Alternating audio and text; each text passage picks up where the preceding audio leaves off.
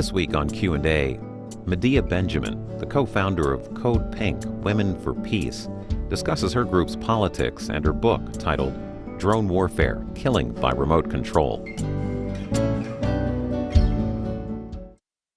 Medea Benjamin, what is CODEPINK? CODEPINK is an organization that started after the 9/11 attacks with the idea that if we did our job as citizens, mobilized and organized, we could stop something like the invasion of Iraq, which had nothing to do with 9/11. We were led by women, but open to men. And we created a strong movement of people around the country who did their civic duty of organizing, and yet the government at that time of George Bush didn't listen. And we are still to this day trying to shift U.S. policy to focus more on diplomacy and less on war. Why did you change your name from Susie Benjamin to Medea?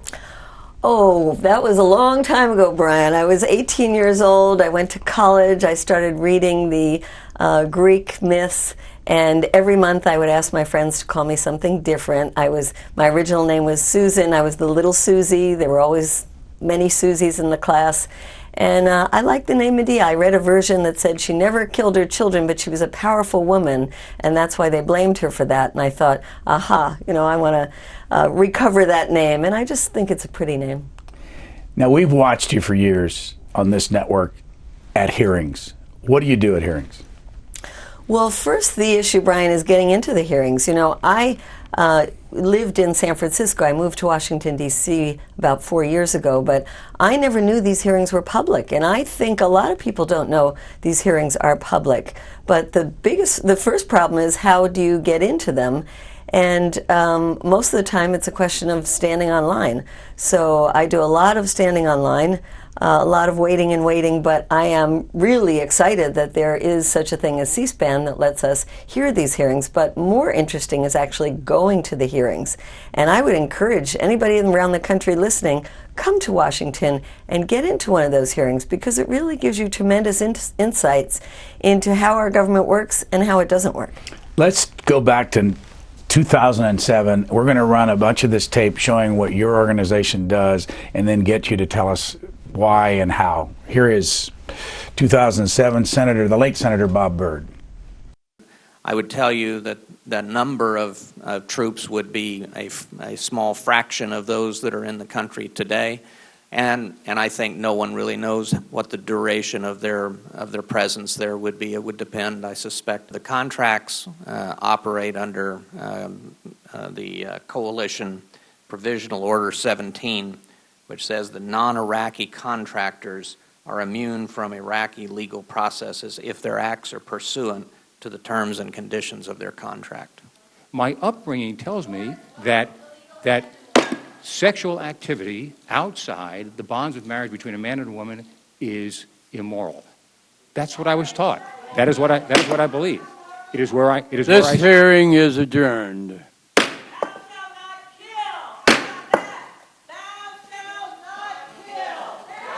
Clear the room. Clear the room. I don't need any lectures from you. Let us clear the room. Let us clear the room. We've had enough of this. Clear the room. Clear the room. Clear the room. Clear the room. That's enough of this. I've tolerated all I can stand. I stopped it before you were born. I said, stop it before you were ever born. I said, don't go into it before you were ever born. Get out of this place. Here, let's go. What'd you see? And were you there? Yes, I was there. And I think it's important to preface all of this, Brian, with the fact that we're really anguished over what our government has been doing. And we go to the region, we go to Iraq, Afghanistan, Iran, we go to Egypt, Jordan, Gaza, we go to all these places and we see things for ourselves. And then we come back and we see our government is in a whole different reality. The American people after 9/11 thought Saddam Hussein was responsible for the attacks at the World Trade Center. We went there and we saw weapons inspectors who said there are no weapons of mass destruction. There is no need to go to war. And so we come back and we try to get into the halls of our government, into their offices. We try to say we should not be going to war against a country that never attacked us. And when our government doesn't listen and goes ahead, we try to find other venues. And some of those venues are congressional hearings. It's one of the few places we can actually see our elected officials and get our message across. It's not something we want to do. We get arrested all the time at these hearings, and that's not fun. We don't do that lightly. We get arrested for holding up a little sign like that. I got arrested in a hearing of the judiciary by John Conyers, of all people, for going like this, for holding up a peace sign. So we don't do this because we like to. We do this because we feel obligated as U.S. citizens. So how many do you remember how many you might have had in that room? Oh, at that time we might have had about 25 people. Why did they do it, and who are they, your friends? Well, many of them are people who have gone on these trips with us to these places and come back with this sense of obligation. Others are people that we have gone out and talked to over the years, empowered them to make their voices heard. Many of them come from places around the country where they go into their congressional offices regularly trying to have meetings. When they can't have meetings, they do sit-ins in the offices. They sometimes get arrested in their congressional offices. But they are people who feel passionate, as I do, that our government has been doing a lot of bad things that have led to the deaths of many innocent people. We mourn the lives of everybody who was killed on 9/11, and we mourn the lives of innocent people in other countries who have been killed as a result of our actions post 9/11. How much in advance do you plan these? Sometimes we plan them the evening before because oftentimes we don't know what are the hearings that are coming up. Sometimes we'll get advance notice and we'll have a couple of days to plan, but they're pretty spontaneous. Let's look at a hearing in September 18th of 2002. This is Secretary of Defense Rumsfeld. Inspections, not war! Inspections, not war! Inspections, not war! Inspections, not war! Inspections, not war! Inspections, not war! Inspections, not war! Inspections, not war! Inspections, not war! Inspections, not war! Inspections, not war! Inspections, not war! Thank you, ladies.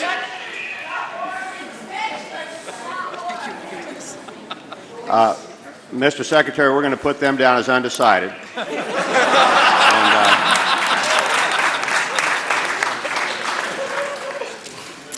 Mr. Chairman, as I listened to those comments, it struck me what a wonderful thing free speech is. And of course, the country that threw the inspectors out was not the United States. It was not the United Nations. It was Iraq that threw the inspectors out. And they've thrown them out, and they've rejected 16 resolutions of the United Nations and stipulations. But, of course, people like that are not able to go into Iraq and make demonstrations like that because they don't have free speech. Reaction. I'm really glad you found that clip and played it because that was the first hearing I ever went to. I flew in from San Francisco with my colleague Diane Wilson, who flew in from Texas for that. There were just two of us at the time. That was the hearing where Donald Rumsfeld was making the justifications for attacking Iraq. We had just come back from Iraq. We had met with the weapons inspectors. They hadn't been kicked out. They were there. They were inspecting in Iraq. They said there are no weapons of mass destruction. And so we were furious to come back and hear the lies that Donald Rumsfeld was giving. And what you didn't hear in the clip were questions that we got a chance to ask him, which is, how much money is Halliburton going to make from this war? How many U.S. soldiers will be killed in this war? How many Iraqi civilians will die from this adventure? And I'd like those questions answered now by somebody like Donald Rumsfeld. And you know, everybody laughed in the room there, and it was like we were fools, we were freaks. Let's look at it now. We were right. So many people suffered. My heart breaks for the families of American soldiers who were killed in that war. My heart breaks for the Iraqi people. You know, Iraq, I went several times to Iraq. It was despite the sanctions, a country with a lot of educated people, a country where, yes, Saddam Hussein was a dictator, but they had health care. They had free education. Iraq is a shadow of its former self now. And I feel that the American people ought to really see 10 years later what state Iraq is in and what we did to that country. And people like Donald Rumsfeld should be tried at The Hague. What auspices were you under when you went to Iraq? How did you get in? We were a group of women. We had just started Code Pink. It was the very beginning. We put out a call to people around the country saying who would like to go with us. We didn't know if we would get in, and we didn't know if the U.S. would have bombed by that time, and we would be in the middle of that. So it was a scary time to go. The war started in March of 2003. Right, and this was in February, and we didn't know was it going to start in February. So we got a group, I think there were about 11 or 12 of us. We flew into Jordan. We did not know if we'd get into Iraq. We rented a car. We drove across the desert. And Brian, I'm Jewish religious. And we got to the border, and a border guard took my passport and said, "Benjamin, is that Jewish?" And I started shaking like a leaf. I thought, uh-oh, I'm in big trouble now, because, you know, the tensions between Iraq and Israel at that time were very high, and he ran away.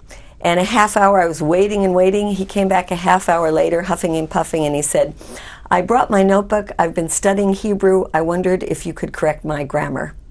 That was a border guard. And I said, "Why are you studying Hebrew?" He said, "When we were at war with Iran, I studied Farsi. And now that it looks like we might be at war with Israel, I'm studying Hebrew. We should learn to communicate with those who we are taught are our enemies." That was my first Iraqi that I met. We got into Baghdad. First woman I met said, "Oh, you're from the United States." She had never left Iraq in her life. She said, "I love black women poets. Who is your favorite black woman poet?" And she started telling me hers. I mean, this was an educated country with, yes, a dictatorship, but wonderful people. How many went with you that first trip? So I think we were 12 on that first trip. Who pays for it? Everybody pays their own way. No matter where we go, how we go, everybody pays their own way. If they don't have money, they go out into their community and they say, their church group, we have Mennonites, we have Quakers, we have people from the Jewish community, all kinds of communities say, "Will you fund me to go?" Everybody pays their own expenses on the entire trip. By the way, where did you get the name Code Pink and why? Code Pink came from, we were a group of women environmentalists, actually, at a retreat. We took a break in our retreat. It was lunchtime, and we were joking around about President Bush's color-coded alerts, the yellow, orange, red, and how silly they were because we didn't know what we were supposed to do if an alert changed from one to the other.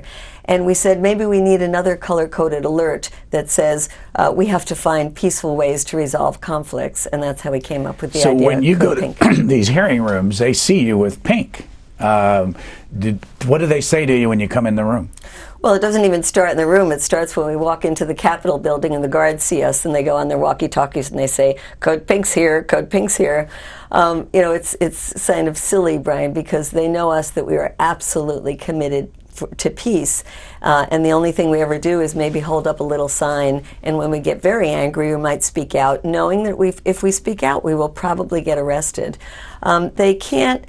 They try sometimes to stop us from getting in a hearing. Just recently I was in a judiciary hearing. They tried to stop the line the minute it came to me. I said, "You can't do this. It's a public hearing. You can't stop me." So then when they let me in, they tried to put me in the back row instead of where they were putting everybody else. I said, "You can't do this. This is the United States of America. You have to let me in this room." So we have to fight to get our way into the room, and then oftentimes we get pulled out by doing something as very simple, certainly nonviolent, as holding up a sign that says "Stop funding war" or something like that. Here is 2004.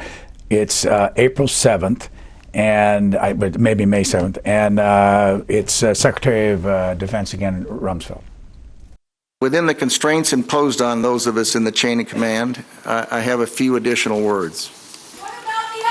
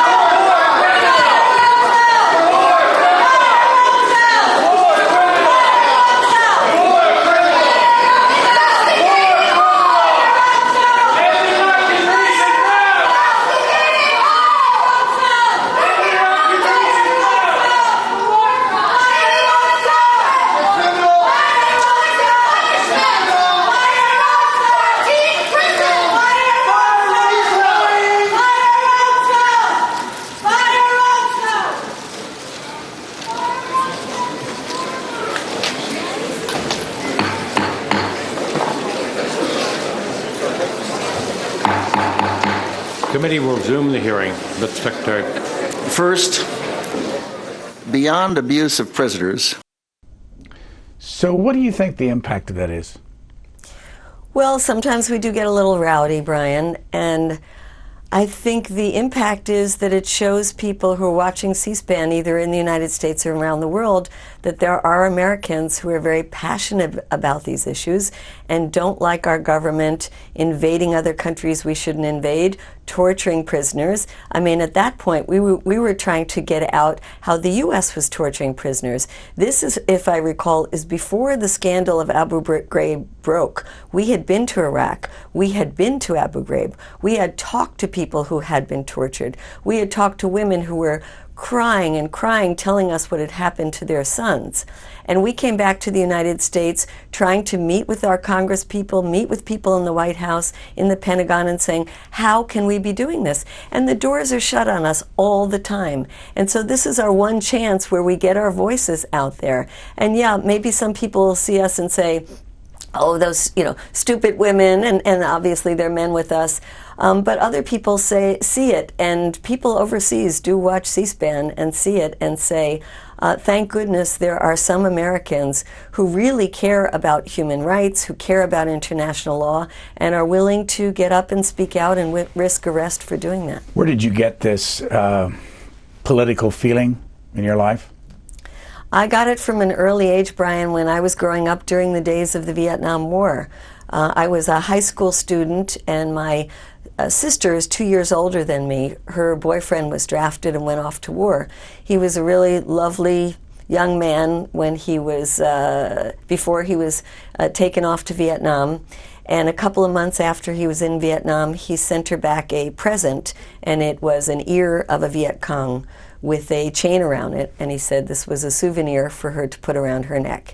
And I was so horrified that this nice young man had turned into what I considered at that time a monster that would think that somebody's human ear would be something you would wear around your neck, that changed me for life. And it really made me feel like we have to do everything we can to stop killing each other. We have to avoid wars that are avoidable, like the war in Vietnam. And we have to speak out on behalf of looking for other ways, nonviolent ways, to resolve conflicts. What did your parents do? My parents didn't do anything. My parents were a very typical suburban Long Island family. I think mostly Republican. And just said that, hey, that's the way things are, and there's a war going, and I think at that point we're probably supportive of the war in Vietnam. What kind of business were they in? My father was in real estate. And Mom? And Mom was a stay-at-home mom, except that she did learn some interior design to help my dad in his business. Can you remember the first time you protested anything? Well, before I protested, I do remember that one of the things that we would do as a family every year was to, when it was Hanukkah time and Christmas time, is to look at, the paper would put out needy families and things that they needed. And I remember going with my dad every year to the store to buy presents for people, because he said, you don't give away your old stuff, you buy the stuff you really want and give it to somebody else. And that was an important lesson to me. And then in terms of protest, it was during my days in Vietnam, I formed a peace group in my school, and we learned protest songs, and we sang them, and we organized protests within the high school. How about the first time you organized in a professional way? What was your first organization that you joined or you led?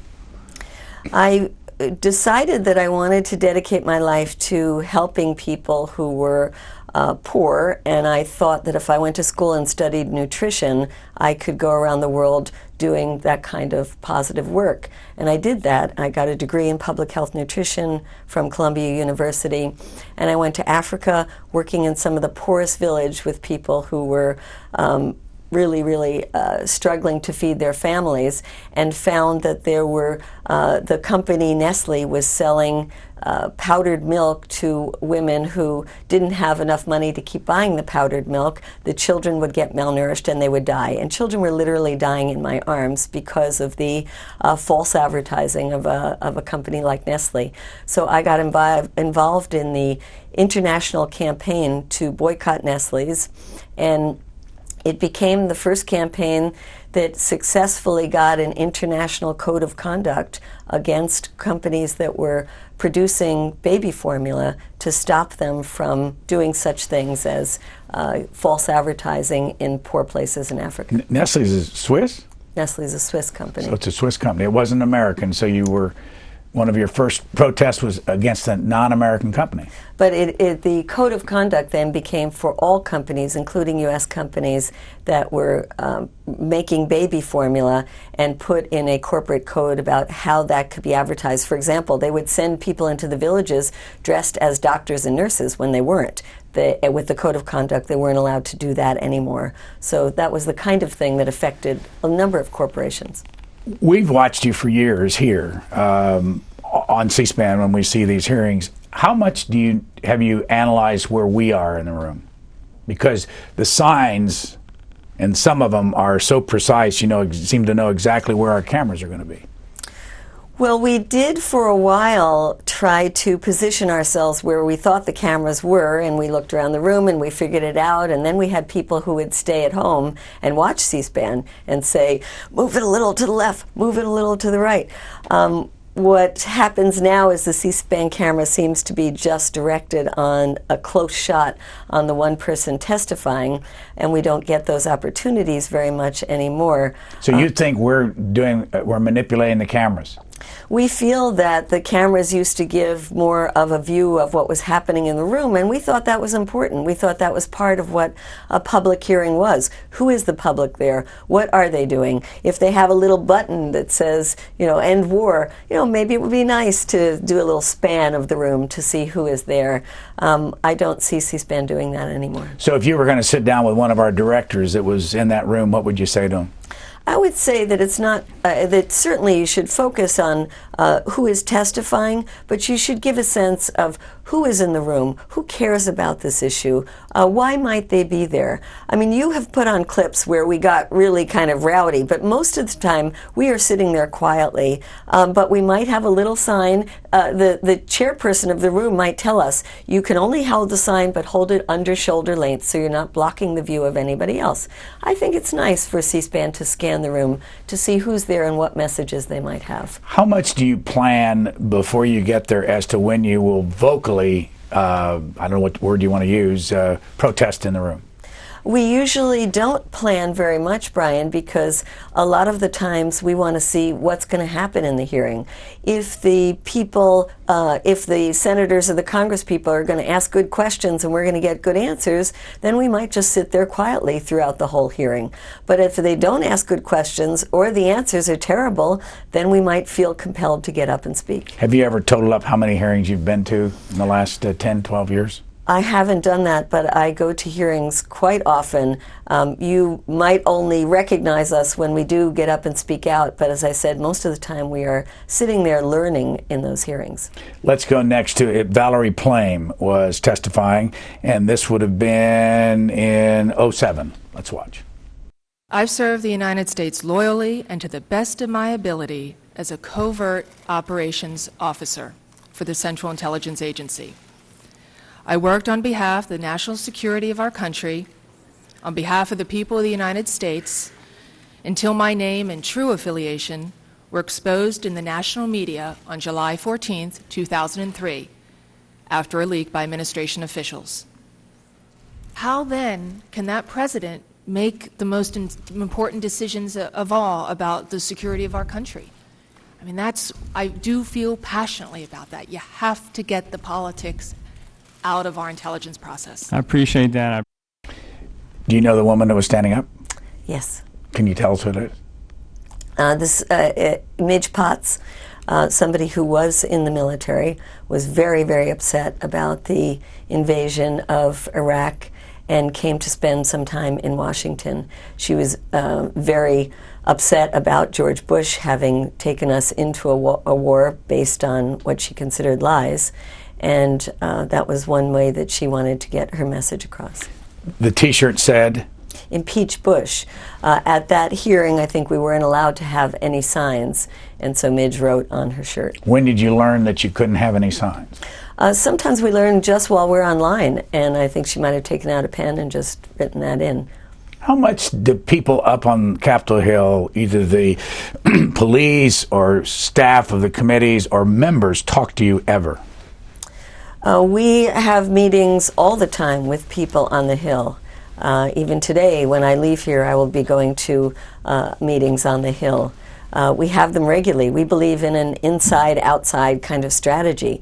You do as much as you can in the inside, talking with people, trying to get good pieces of legislation, trying to get senators and congressmen to sign on to good pieces of legislation, work within the system as much as you can, but recognize that I think the system is quite broken, and that you also have to work outside the system, especially when you do your good work as a citizen, like we did under Bush, mobilizing hundreds of thousands of people in the streets, thousands and thousands of phone calls and petitions, and the government didn't listen to us. And the same thing is happening under President Obama as well. Then we feel that we have to do other kinds of outside actions. You ran for office once. What was it? I did. I ran for the U.S. Senate in California against Senator Dianne Feinstein on the Green Party ticket. Why? I felt that Senator Feinstein had become a part of the machine, had been in favor of the invasions of Iraq, the continued occupation of Afghanistan, squandering our resources on an aggressive military instead of a military that was defending us here at home.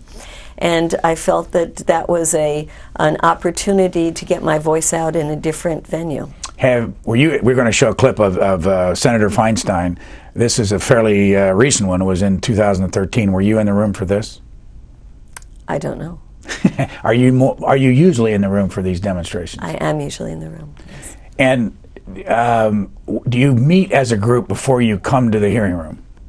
Sometimes we meet online, because sometimes we're standing online for hours and hours. We've even slept overnight to get online in these hearings, so it depends.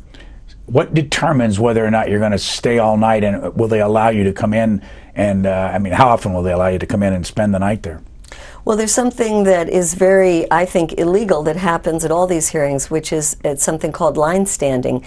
People pay for other people to stand on line for them. We think that's absolutely wrong. If you really want to get in that hearing, you get there themselves. So These a lot of the lobbyists, right, they pay for other people to come the night before and take up all the space, not allowing us citizens to get in. So sometimes we have to go there to beat the line standers. I think there should be no line standers, but as long as they're in, we have to get there before they do. On a normal day, how early do you get there for a hearing? We usually get there at 7 in the morning when the building opens.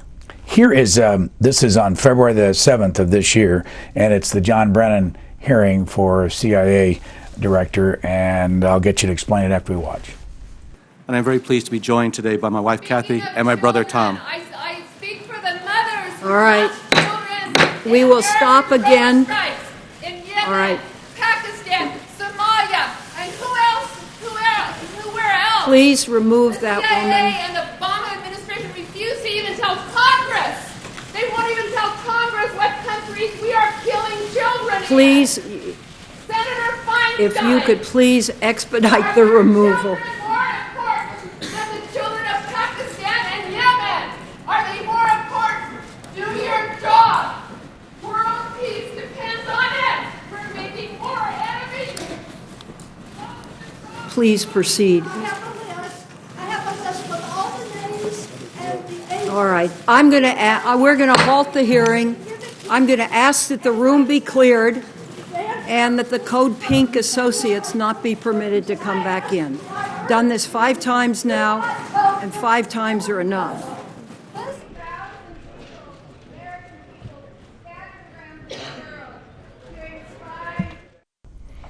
You just said as we were watching that that's your hand with the sign.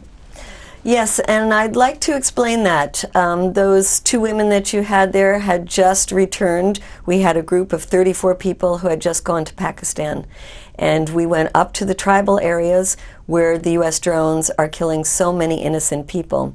The first woman that spoke, Toby Blum, she came from San Francisco, came all the way to Washington, D.C., right after having been in Pakistan, because she wanted to have a chance to say that Brennan is the mastermind of this program that is so inhumane, that is killing so many innocent people, and that is causing the U.S. to be seen as the enemy for millions and millions of Pakistanis. The second woman who got up and spoke, Joanne Lingle from Indianapolis, also had just got back. She was holding a list of 176 names of children who have been killed with our drone strikes.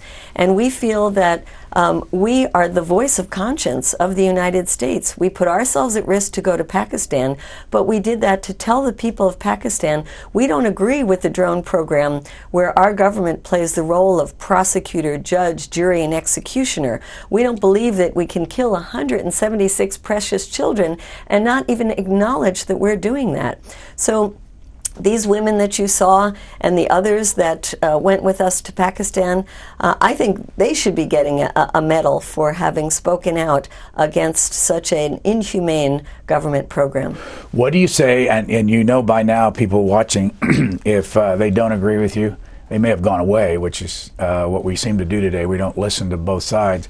They say to you, they harbored Osama bin Laden right there in that country for I don't know how many years total, and that he was responsible for killing 3,000 Americans plus. And this is just the price of Pakistan not harboring Osama bin Laden and all the other Al-Qaeda people over there.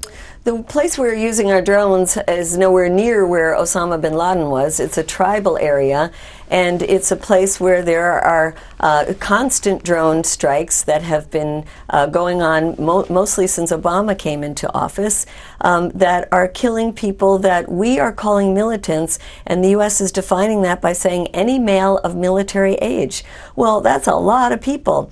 We are killing families. We met with these families. They tell us that there is nobody in their family that has anything to do with Al-Qaeda or the Taliban. Why is the U.S. terrorizing them? They also tell us that these drones are circling around in their villages day and night. The children can't go to sleep. They're too afraid to go to school. They're afraid to go out to markets. They say, in your war on terror, you are terrorizing entire populations. And that's called collective punishment, and it's just not right.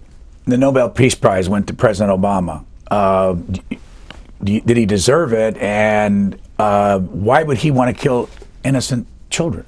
Well, you can see, Brian, that we are not partisan. We've been protesting under George Bush, and now we're protesting under Barack Obama. We feel he did not deserve the Nobel Peace Prize, and he has a program that is shrouded in secrecy. This drone program is so anti-democratic. Even the Congress has not been allowed to see the legal memos that justify the use of these drones. A lot of the drones strikes are being conducted by the CIA. It's not a military organization. It's a civilian organization. The drones should not be in the hands of the CIA. The Obama administration has a kill list that they come up with every Tuesday in the White House. They have given the CIA the right to use signature strikes, kill people on the basis of suspicious behavior. So you have drone pilots based in the United States sitting in air-conditioned rooms pressing a kill button, killing people 8,000 miles away that they think are being suspicious. Where did you say 34 people went to Pakistan? Did you go? Yes. And where did you go, and how did you get there? How long were you there?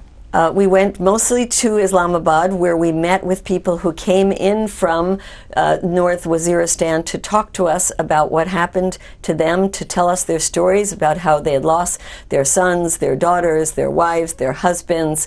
And then we took a caravan and we tried to get up into the tribal areas. We made it as far as we could. We had more meetings with people from the region. We had a rally. We had been told by our government that the Taliban were going to kill us, that we shouldn't go into that area. When we got up there, we found people waiting for us, thousands of people. We went out onto a stage and we heard them yelling, welcome, welcome, we want peace, we want peace. We were the first Americans they had seen seen in 10 years. We're the only Americans they had ever had seen who said, your children are as precious as our children. We do not want to be killing your children. And we felt that we were the citizen diplomats that did more for the positive image of the United States than our government has been doing. We were on the front pages of the papers and the TV, and people in Pakistan were so happy to see Americans who cared about their lives. All right, back in 2007, this is another hearing. This is Ike Skelton from Missouri, the congressman, the chairman of the committee at that time, and General Petraeus is testifying. Do you remember this hearing? Probably. How many, before we go there, how many hearings do you think you have been in the room over the last 10 years? Oh, probably about 100. And why did you move to Washington 4 years ago? So I could be here where our government is making these decisions. I thought actually when Obama came in we'd have a chance to end the wars. I didn't know we would be getting into drone wars in such a big way. But I thought it was important to be close to Congress, close to the White House, close to the Department of Justice, and try to have more influence. Did you vote for President Obama? I voted for the Green Party candidate. Here is this hearing from 2007. All Americans should be very proud of their sons and daughters serving in Iraq today. Thank you very much.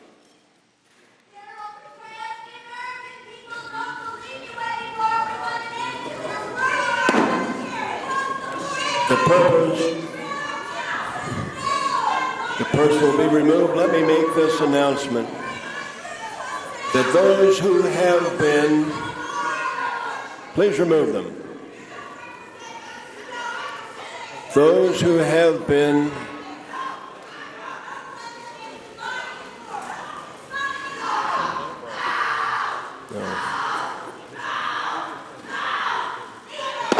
please remove them.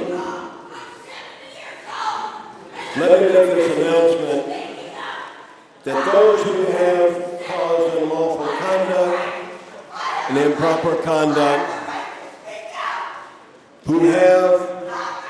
who are, and who will, throughout the remaining of this hearing, will be prosecuted under Section 10-503-16 of the District of Columbia, and we will prosecute them under the law. Who is the woman that they were pulling out? She was a woman from Texas, had never been in a hearing in her life, and had loved ones in the military. And many of the people who come to these hearings are people who have lost children in Iraq or Afghanistan, have loved ones serving there, and they're very emotional. I mean, she was scared to death being in that hearing and being pulled out. She'd never been arrested in her life. Most of these people have never been arrested in their lives. But they're doing this because they have a deep personal connection to these issues, and oftentimes it is a family member in the military. Were you there? Yes. I looked up the D.C. code that he's talking about. I'm going to read it and ask you about it.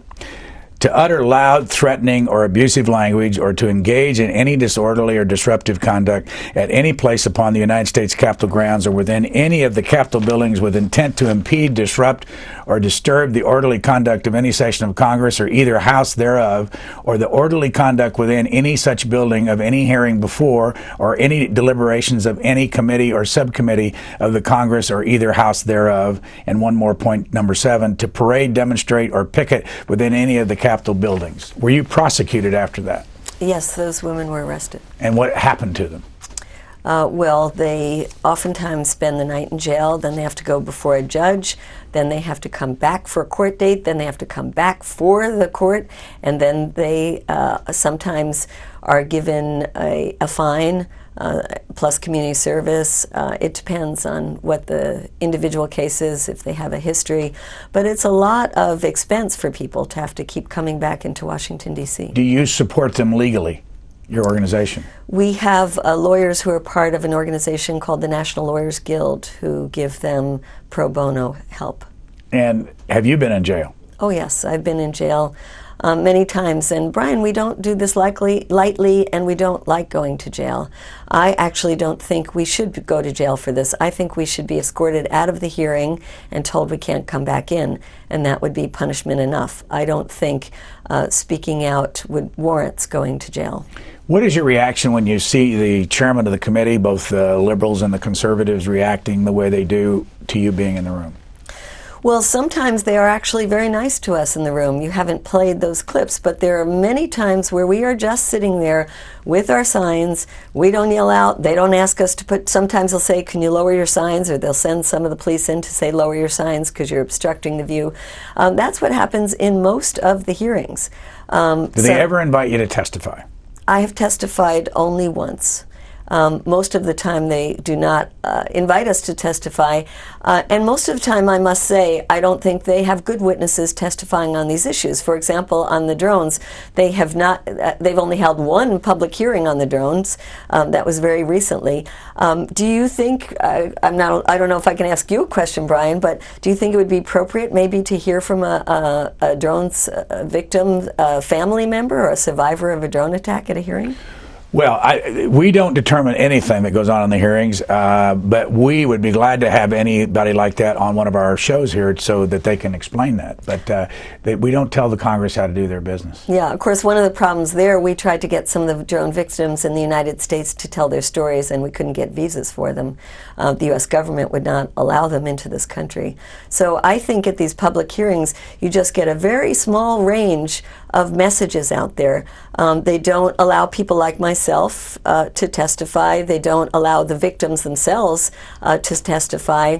And at the hearing that I went to on drones, the first one that they had, I couldn't believe how narrow the range of witnesses was. So I'm very disappointed on how most of these public hearings are conducted. Condoleezza Rice testified in 2007. Here's a minute of what happened in that hearing room. That man needs to be removed without delay. And the woman across the aisle. Yes.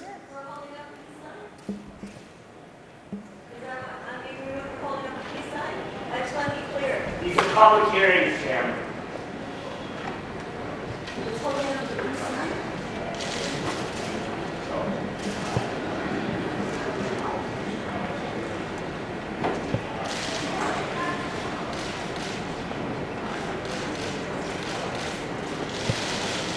Gentleman from New York, Mr. Engel. Thank you, Mr. Chairman. Madam Secretary.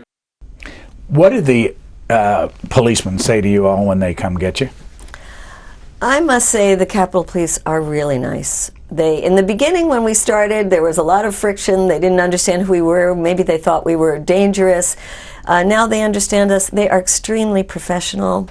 They're extremely nice to us. They, I think, appreciate that there are people like us who are so passionate about these issues that we go to these hearings, that we are sometimes willing to risk arrest. But I must commend them for the most part being extremely professional and not hurting us as they take us out, and for really respecting our First Amendment rights. Here's some more from that very same hearing.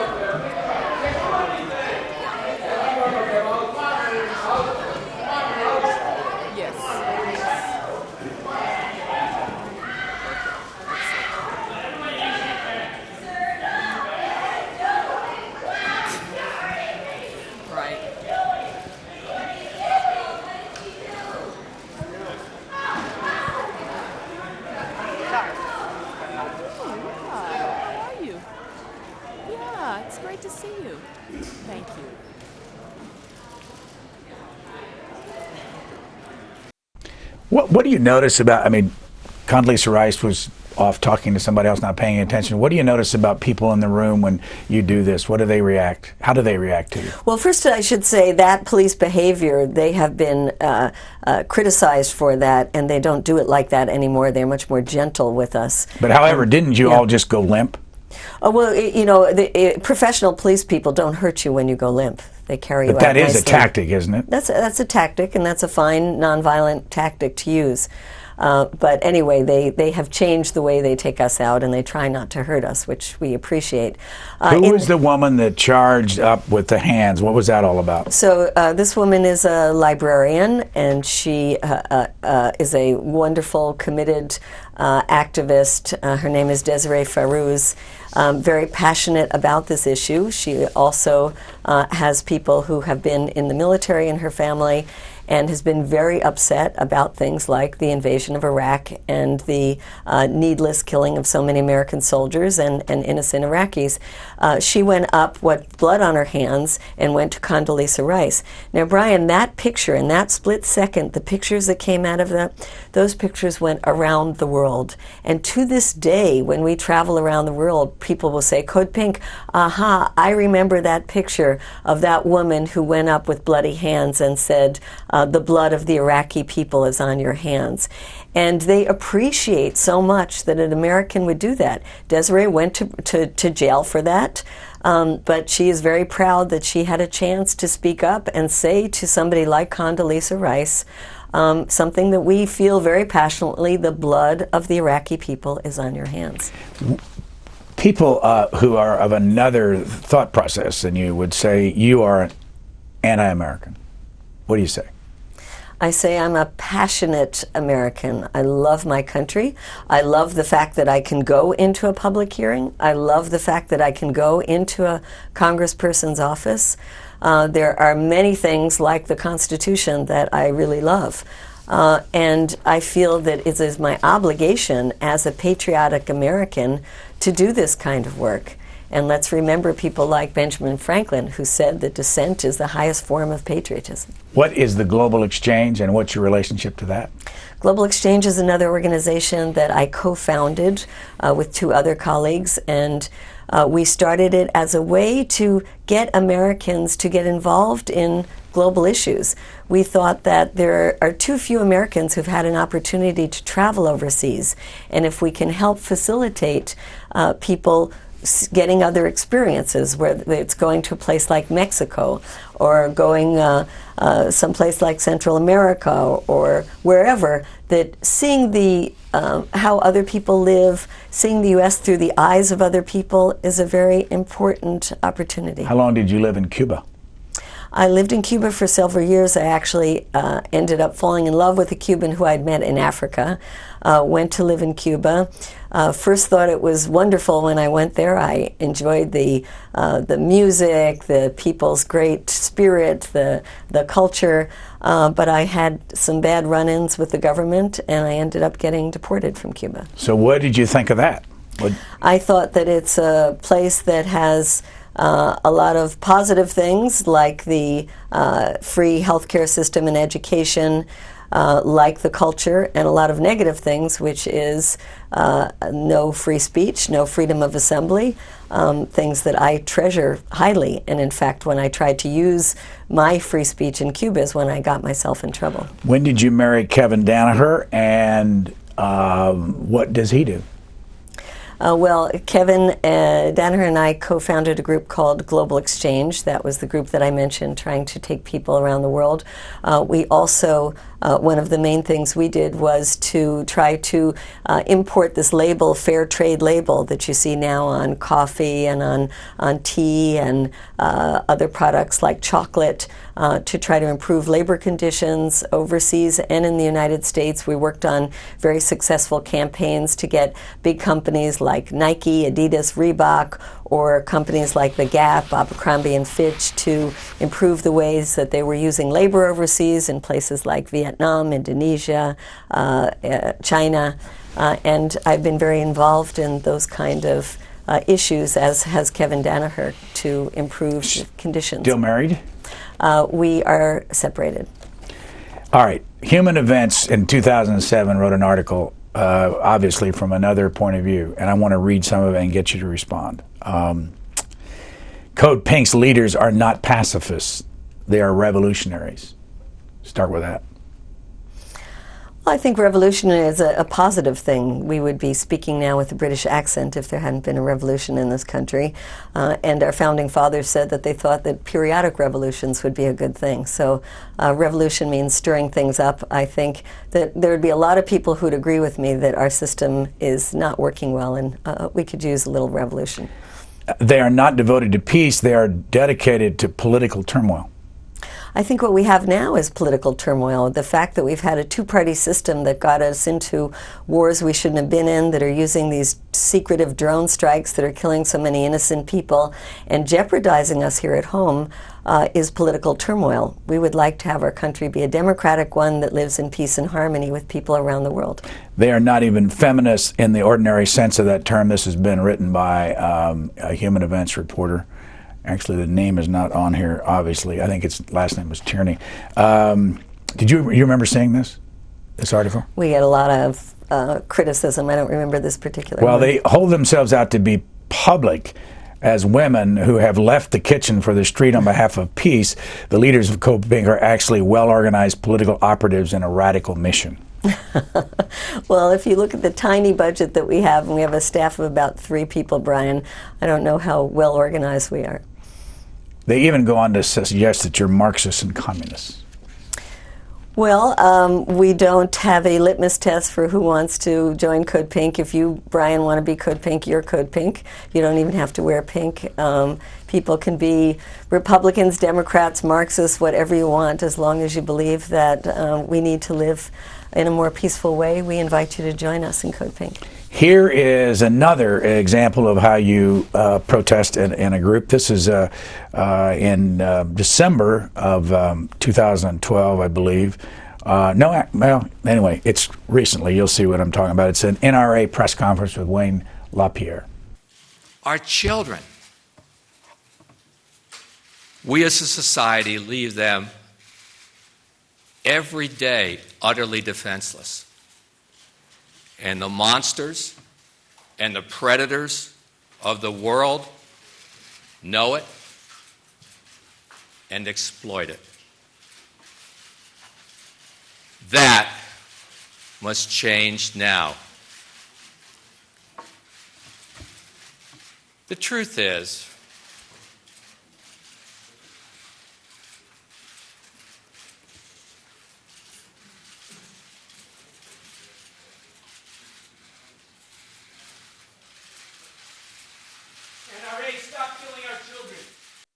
rather than face their own moral failings, the media demonize gun owners. The reckless behavior is coming from the NRA. The NRA has blood on its hands. The NRA has blood on its hands. Shame on the NRA. Ban assault weapons now.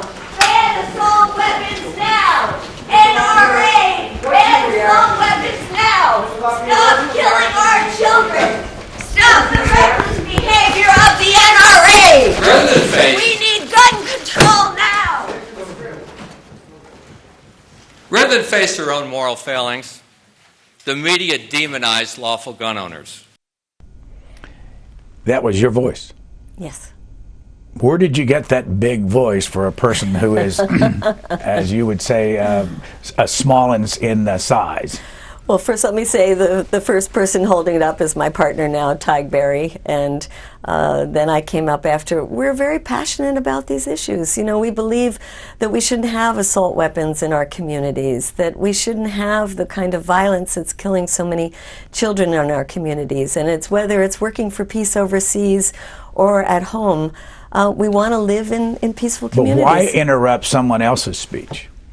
Because NRA is a big bully. And NRA is one of those powerful lobbies that our Congress has been afraid to stand up to because they put so much money into the system, because they take out Congress people who don't vote the way they want them to. And we think that it's important to stand up to big bullies. So when you look back on all the tactics you've used, What works the best for you? And I mean, we can see we're there anyway. We're going to be there from beginning to end. A lot of other, you see the still cameras in the room. What works? What have you learned about that?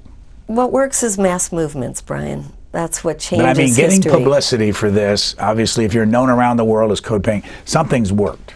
Yeah, but I'm saying that this is only a tiny part of a much larger tactic to change policies, whether it's changing policies about assault weapons on our streets. That has to be done by a mass movement. This is a tiny little piece that inspires people to say, yes, yes, I'm glad there's someone standing up to the bully. Let's, get out there at the next protest, or let's contact our congressperson. Or whether it's trying to stop these this drone program. We need people that are going to stand up and say, we don't want our government in secret deciding that it can go anywhere in the world and killing anyone it wants on the basis of secret information. If those people can stand up, I'm going to stand up. I have a book in my hand called Drone Warfare, Killing by Remote Control, Medea Benjamin, with a foreword by Barbara Ehrenreich, published by OR Books. Who's OR Books? It's a small publishing group. It's now coming out in a new edition by another publisher called Verso Books. Verso is a well-known liberal publisher. Yes. Do you feel like you're getting your voice heard? Well, I'm going out and speaking at universities, church groups, community organizations, as well as my colleagues are doing that. And we are building a movement. Right now there is a big movement that has been growing against this covert lethal drone attack. So yes, we are not only getting our word out, but we're helping to build movements that change policies. Do you ever feel like the government has infiltrated your group?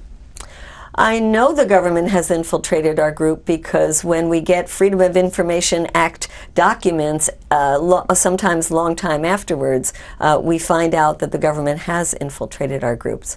Are they among you as you're in one of these hearing rooms with CODEPINK t-shirts on? Yes, and oftentimes they're the people that are doing things that we like the least, that make us look the worst.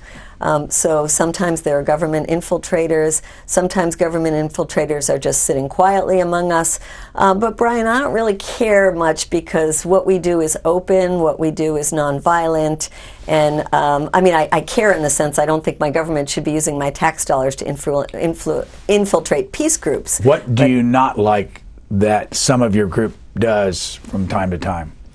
Sometimes we get a little too agitated and our language gets negative, and I do it myself sometimes when I find myself going to a place of real anger. I try to kind of tone myself down.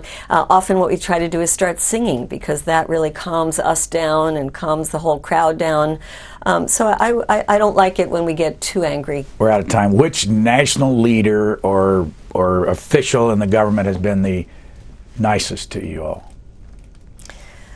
Well, there are Congress people like Dennis Kucinich, who unfortunately is now in Congress, who has been a great ally to us, many of the people in the Progressive Caucus, and I would say one that I admire tremendously, who's still in Congress, is Congresswoman Barbara Lee, the only person who voted against authorizing a green light for attacking anywhere after 9/11. What about somebody you attacked, though?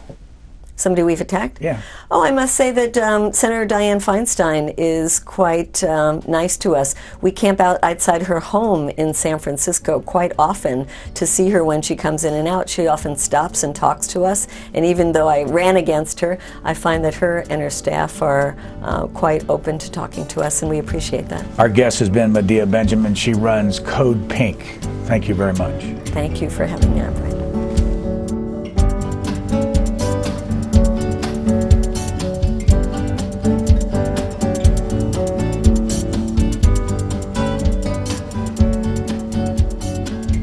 For a DVD copy of this program, call 1-877-662-7726. For free transcripts or to give us your comments about this program, visit us at Q&A.org. Q&A programs are also available as C-SPAN podcasts.